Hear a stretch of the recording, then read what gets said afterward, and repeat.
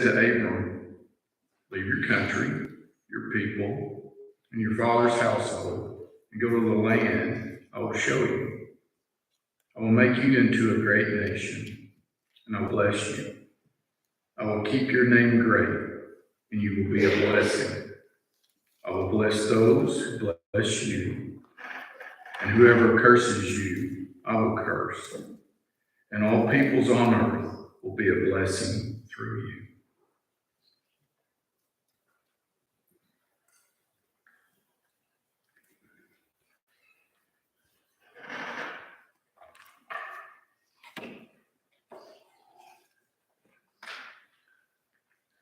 Well, I hope you're enjoying reading through the Bible in a chronological way, and that you've read a lot about Abraham in the last few days. Abraham, one of the great servants of God in all of time. Think about the fact the name of Abraham is called out more than 40 times after you get through Genesis in the Old Testament. And it's used more than 70 times in the New Testament. There's something about this man that God uses to teach us some things that are powerful. It's interesting, Abraham was 75 years old when God called him, his wife 65, when he called them to leave their homeland to go to a place where God would show them. Now, we probably read that, and I probably do, not really thinking of Abraham maybe as we should. He was 75, but now remember he lived to be 175.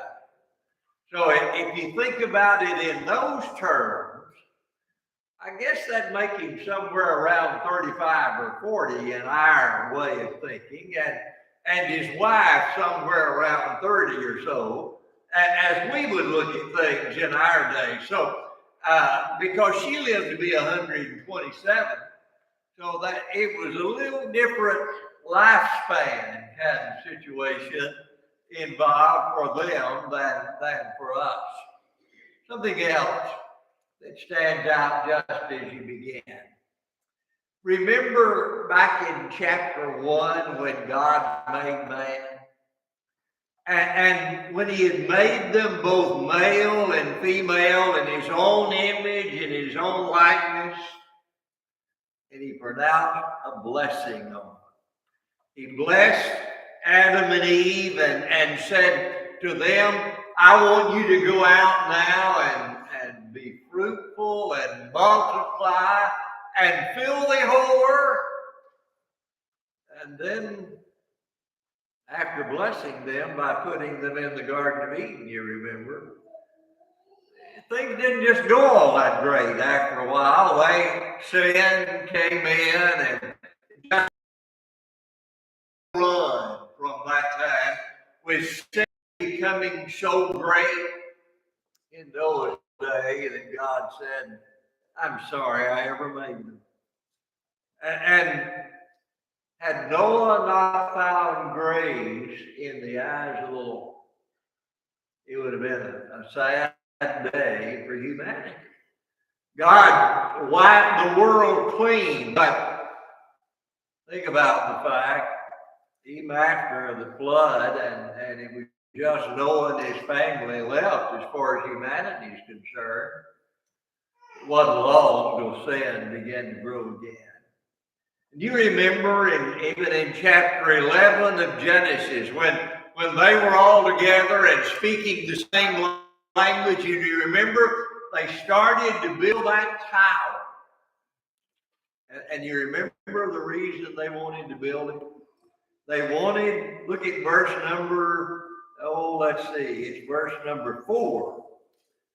Come, let us build ourselves a city with a tower that reaches to the heavens, so that we may make a name for ourselves. Now here's what intrigued me. As you read this, God said to Abraham, number 1, I'm going to bless you. I'm going to to bless those that bless you. I'm going to curse those that curse you. I'm going to make you a blessing, and all the people on the earth will be blessed through you. But now watch this statement. I will make your name great. People before the scattering and the giving of all the different tongues so that they would spread throughout the earth, they wanted to make their name great. God said to Abraham, I'm going to make your name great.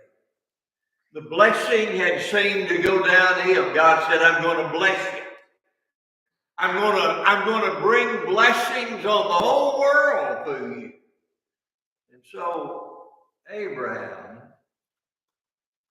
was called out to be something special for God. But, you know, as he left that land of Ur of the Chaldees and would travel first up to Haran, a distance, listen to me, of some 600 miles. Can you imagine walking 600 miles with your family? I mean, that'd be like when the pioneers were traveling across this whole country to go out west. And you know, a lot of them walked away, but they at least had wagons to ride on. And so here's Abraham and his family going up to Haran, about 600 miles. And then they don't stay there long until God, after the death of his dad, to go down into the land of Canaan and to travel that whole land that God said, I'm going to give you. And ultimately they would travel about 600 more miles down in that direction toward the land of Canaan. And so God blessed him. And Abraham did some marvelous things, but as all the good things were going on, and he would build the altar and offer sacrifice unto God, Abraham also struggled somewhat, don't you remember? It's even in this very first chapter about his work and what God called him to do, that lo and behold, they go down into Egypt. And do you remember what Abraham said to his wife as they were going into this different country? Tell him you're my sister. Why? Why would you do that? Why would you say you're my sister? Because she's beautiful, number one. And number two, I'm afraid they'll just kill me so they have you. So you tell them you're my sister. Well, Abraham, what's that going to do to her? Well, it's going to protect me. Well, what about her? Well, it's going to protect me. Not much thought about her. That doesn't make me feel all that great about Abraham, does it you? So even though he's a great man, here's a lesson, I think. And that is even the best of men in God's service, or women for that matter, still have problems. Still struggle with sin. None of us, because we become right with God, suddenly become perfect and never fail again. That we still have struggle. If you're expecting someone after they make that commitment unto God, give their life to Him, to suddenly have it all together and never make any mistakes, then you're expecting something that's not going to be real. Abraham. And so he had some sin. He had to get some things right. It's interesting, though, that even in those, and by the way, he did it again. He didn't just do it once. He did it later again with a different king. And this time, lo and behold, Sarah was on up close to 80 years old the second time, man. And she was still such a good-looking woman that Abraham was afraid that they'd kill him to get her. So he had to lie again. Each time the ruler would ask him, "Why did you do this?" Well, he said, she really is my half-sister. As if that justified the whole thing. Abraham's a good man. But good people make mistakes. Good people fail. Good people have a problem with sin. Hopefully, as we grow and become more mature in our spiritual life, hopefully we get stronger and get better and closer to God and move in that right direction of becoming more and more righteous. But as long as we live in this world, we're going to have times of failure in our life. And so that's lesson number one for us today with this man. Second thing I want you to think, after they'd gone, they'd been out of that or into that promised land now for 10 years in their travel. And Abraham's getting discouraged. He's now 85, she's 75, and it's going this long, and they don't have a son. So he's getting all discouraged. And God speaks to him and said, "Abraham, I want you to go out and look at the stars in the sky. I want you to count them. And when you do, I want you to think, I'm going to give you as many descendants as the stars in the sky." And here's one of those great statements that comes out of it. Abraham believed God, and it was counted unto him as righteousness. I want you to get this statement. That's one of those statements I need to mark in my Bible and remember in my life. It's not that he remembered there was a God. It's that he believed God. It's one thing to believe in God. It's another thing to believe God. Lots of people believe in God, but as far as believing exactly what he says and teaches us to do, that's a whole different matter. We sometimes will wipe those things out and say, "Oh, that's for somebody else. That's not for me." But Abraham believed God. Wouldn't it be great if everything that God has said to us, I could just believe God with everything in my being and strive to live that way? Now, God made a covenant with him. He had him to get all these animals and cut them apart. And God passed between those to make a covenant, a promise to God, to Abraham, that you can believe what I'm saying. I'm going to give you children. But you know what happened? Abraham went home and told Sarah what God had promised. And so, sort of typical of people, she said, "Let's help God out. God's obviously having a problem with me having children. I'm getting old and I don't know how I'm going to be able to do that. So I've got a good looking servant here. Let's just get Hagar to come. You go in and have sex with her and we'll claim that boy as our son." And lo and behold, Abraham said, "That's a good idea." And he went into her and had sex with her, and they had a son, named him Ishmael. By the way, God was the one that gave him the name for Ishmael. But God spoke to Abraham, said, that's not going to be the heir. I'm going to give you a son through your wife, Sarah. And so they waited another 14 years, and nothing happened.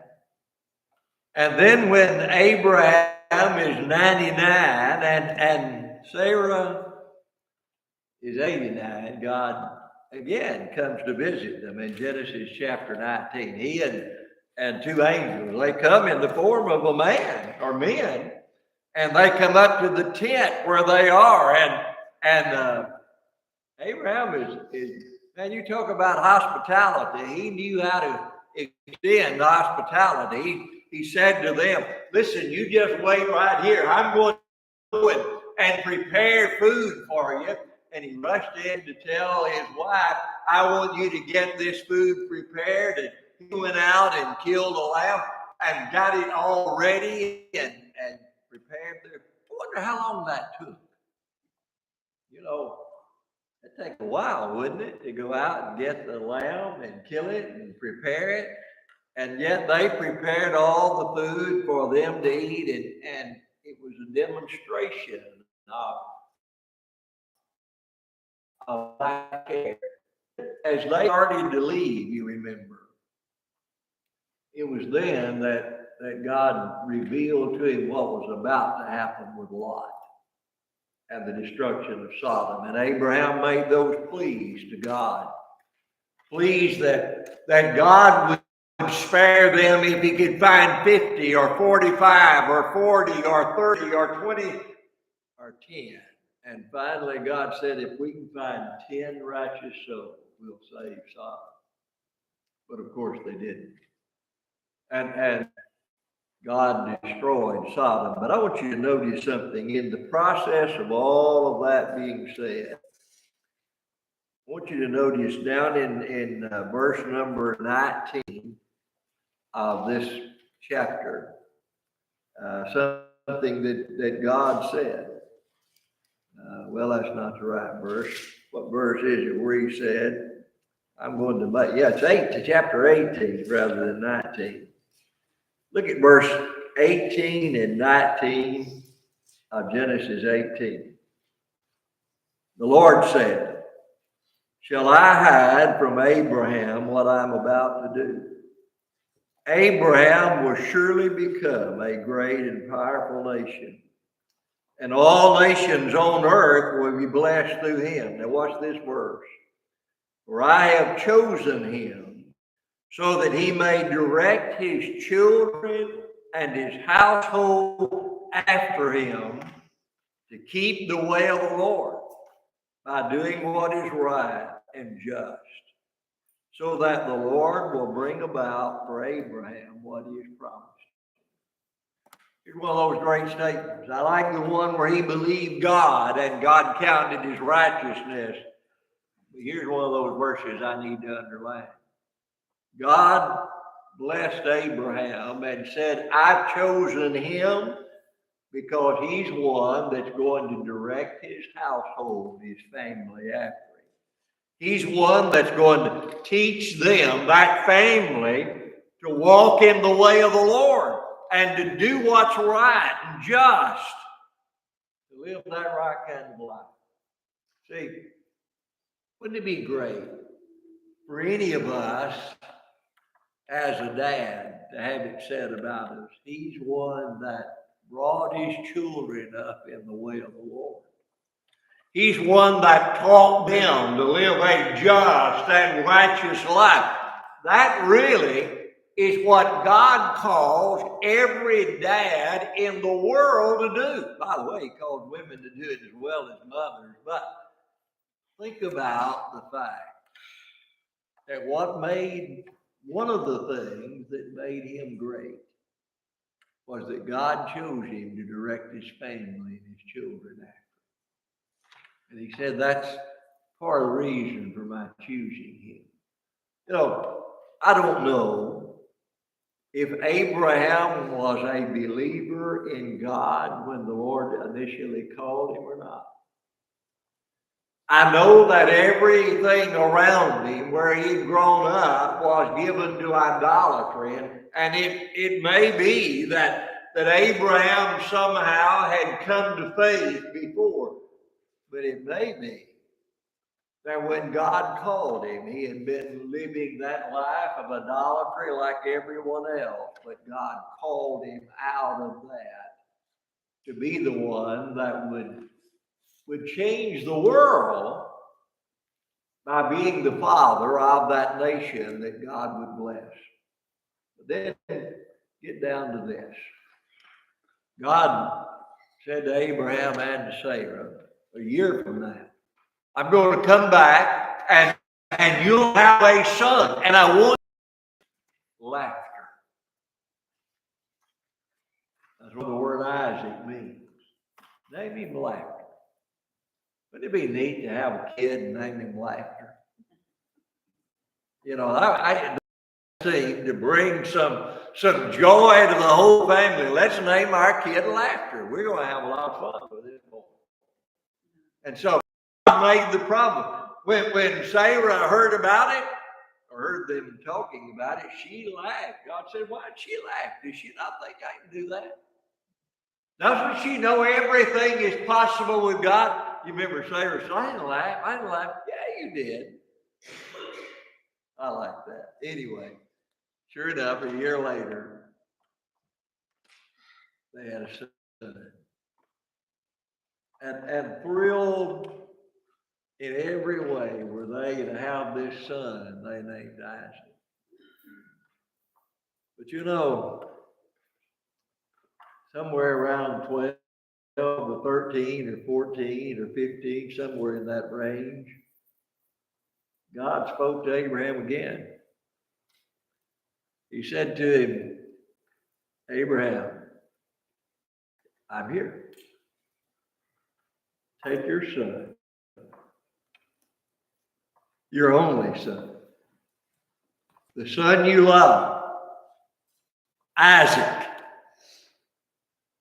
and make him a burnt offering to me. You think about all those things. God wanted to make sure, take your son. Well, that could be Ishmael. No, take your only son. Take the one you love. Take Isaac. I want to make sure you got this right. God just went down that line.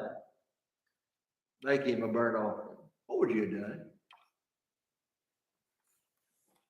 Lord, you're surely, yeah, man, that can't be right. I can't offer my son. This is the heir. This is the one through whom all the nations are going. You got to be wrong, Lord. Surely you're not telling me that. No. Here's what the text says. And early the next morning, Abraham got up with Isaac and two of the servants and the donkeys and with what they needed, and they started the journey to Mount Moriah to offer his son on the altar. I'll tell you something. You got to come away deeply admiring Abraham for that mentality, or thinking, how in the world could he do it? I wonder if he told Sarah at all, or if they waited till he got back to tell her what had happened. I think I would have waited till I got back. And so they made that journey. And when they came where they could see Mount Moriah up ahead of them, he said to the servants, you stay here. The boy and I will go there to worship, and we will return. Something about faith in that.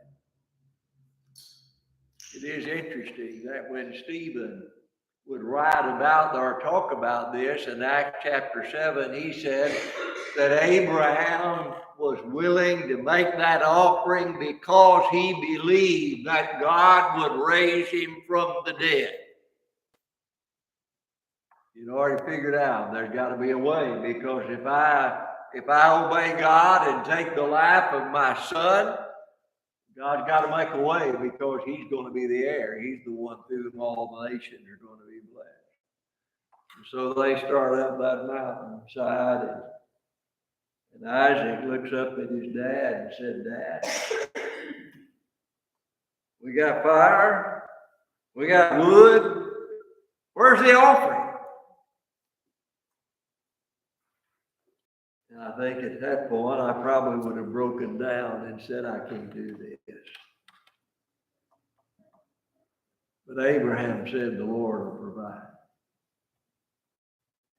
And they get up wherever spot is on the mount and they make the altar.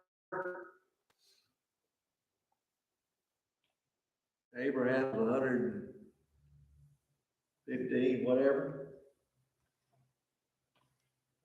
Isaac somewhere, in that. And yet he lays him down on that altar. Do you suppose at this point Abraham had explained to his son what's going on?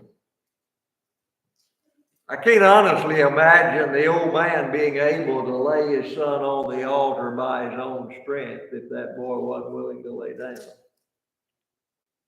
So it may show a lot of faith in Isaac as well. But he laid him on that altar and he bound him there, and Abraham took his knife and raised it up and was ready to take the life of his son, when the angel of the Lord intervened and said, "Don't do that. I know now that you're committed enough to me that you would not even withhold your own son." And so they saw a ram over in the bushes. And he took Isaac off the altar and they offered that lamb, and then they went back down together. I wonder what they talked about going down the mountain, don't you? Dad, would you really would have killed me up there? Son, you got to do what God tells you to do. If you're going to be that man of faith, you've got to be willing, even when it makes no sense to you, even when it doesn't seem like the right thing. If you're going to commit to God, you've got to be willing to do what God says do. You got to have that kind of heart. Listen, isn't that the heart God calls all of us to have? Some things that God teaches us that we need to do, that we must do in order to be right with us, just don't seem to add up in my mind. I don't always understand why God would tell us some things he does, but when God speaks, my job is to listen and to obey. It's not my job to figure out all the why. Abraham gives us some powerful examples. He gives us a powerful example that even when I don't know where I'm going, if God says go, I'm ready to go.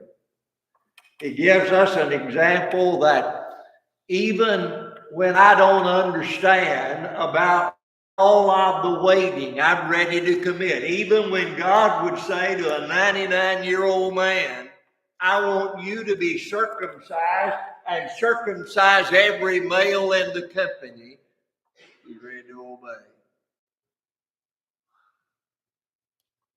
And even when God said, take your son, your only son, the son you love, Isaac, offer him as a burnt offering, he's ready to obey. See, Abraham had weaknesses and frailties and mistakes, but boy, when he had that kind of faith that says, I believe God, and I'm ready to follow. That's the heart. That's, I think, the reason that God calls himself the God of Abraham. He wants us to have that same kind of heart. Listen, when you look at your life today, have you lived that kind of life where you simply say, if God said it, and if he's teaching me that, I believe God, and I'll strive to live by what God says in all the things that I do. If you've not been living that kind of life, don't you think it's time you believe God